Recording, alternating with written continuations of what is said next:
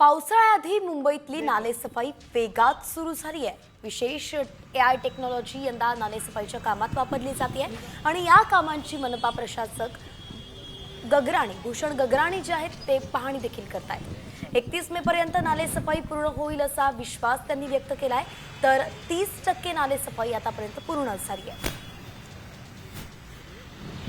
मला पण करायचं लवकर।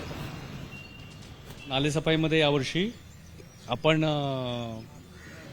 मुख्यमंत्र्यांनी दिलेल्या आदेशाप्रमाणे AI टेक्नॉलॉजीचा वापर केलेला आहे। त्याच्यामुळे कुठला नाला प्रत्येक दिवशी किती साफ होतो, तो गाळ कसा उचलला जातो, तो टिपरमध्ये किंवा ट्रकमध्ये कसा भरला जातो आणि त्याच्यानंतर त्याची वाहतूक कशी होती याचं पूर्णपणे जिओ टॅगिंग, जिओ मॉनिटरिंग केलं जातं आणि हे सर्व